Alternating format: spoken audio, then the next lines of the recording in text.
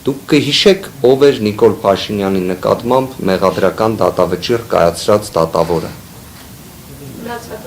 Մնացական Մարտիրոսյանը։ 2018 թվականին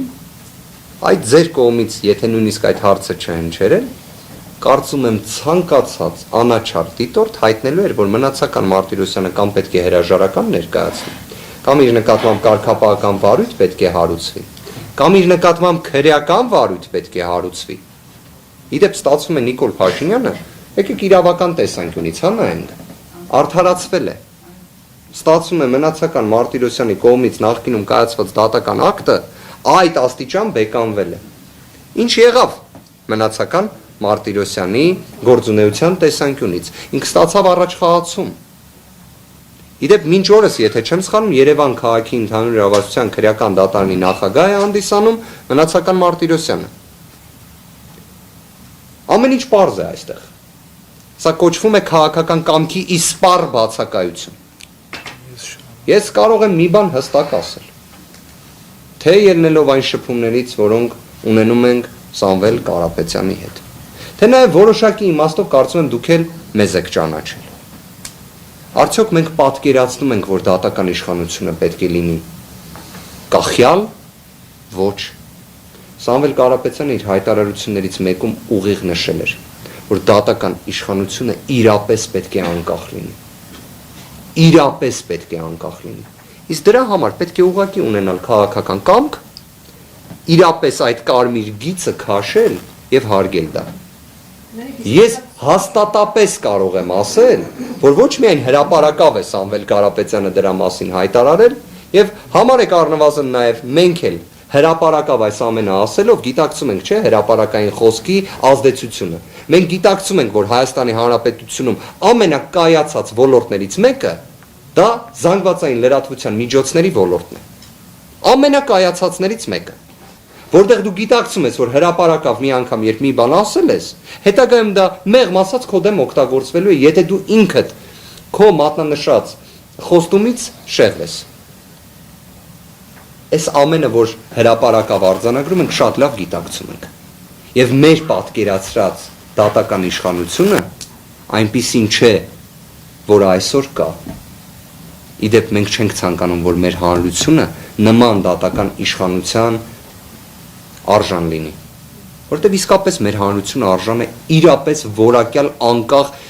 արդար դատական իշխանության։ Եվ դա վստահաբար լինելու է, վստահաբար, բայց դա լինելու համար պետք է գործի այն, ինչը մինչ այդ էինք ասում, պատասխանատվության անխուսափելիությունը։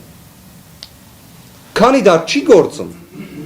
դատական իշխանությունը անկախ չի լինելու։ Դրա համար ունենք այնպիսի դատական իշխանություն, որը տեսնում ենք վերջին 7 տարիների ընթացքում բացառությամբ մի քանի դատավորների, որին կրկին ԶԼՄ ներկայացուցիչները, հարգարժան գործընկերները բոլորին անուններով գիտեն։ Իրականում մի ժամանակ կար փաստաբաններն էին, որ ասում էին, եթե մակագրվել է այս դատավորին, գիտենք, որ հնարավոր է արդարադատություն իրականացվի, հնարավոր է։ Հիմա դա նաև լրագրողներն էլ գիտեն, այսինքն այդ մենաշնորհ էլ փաստաբանները չունեն։ Դրա համար պետք է դատավորը առաջին հերթին ներկայացվող ամենամեծ պահանջը պետք է լինի խիզախությունը, սկզբունքայնությունը, նոր մնացած բոլոր հատկանիշները։ Եթե դատավորը եղավ խիզախ, իր վրան ոչ ոք չի կարող ազդել։ Ու ամեն ինչ կանեն, որ այդ գործը չգնա, չհայտնվի այդ խիզախ դատավորի մոտ։ Հետևաբար մեր երկու շատ անհրաժեշտ են խիզախ դատավորներ։ Երբ որ լինեն խիզախ դատավորներ, շատ ու շատ հարցեր կունենան իրենց իրավաչափ պատասխանները։ Դա կարա լինի ամենատարբեր մեթոդներով, թե զանգելով, թե հրապարակային կոչելով, թե ընդհանուր մթնոլորտ ձևավորելով։ Թե ստվերային արդարադատությամբ, որին ականատես լինում ենք, մեթոդները բազմազան են, կներեք, էլի հարգելի գործընկերներ, եթե հնարավոր է հոգևորականին գալ, ԱԱՑ-ի միջոցով սպառնալ, կամ ինչպես այլ կողմից են ասում, զրույց ունենալ, խնդրանք ներկայացնել, հա, պատարագի վերաբերյալ, պատարագի բովանդակության վերաբերյալ, ձեր կարծիքով Սամվել Կարապետյանի գործով դատավորների նկատմամբ ճնշումներ կան, թե ոչ։ Պատկերացնում եք, եթե պատարագի վերաբերյալ նման աստիճան միջամտություն է տեղի ունենում, օրինակ դատավորների դեպքում ինչ է տեղի ունենում, բայց ես այս 7 տարիների ընթացքում բազմաթիվ անուններով, ազգանուններով կարող եմ ներկայացնել դատավորների,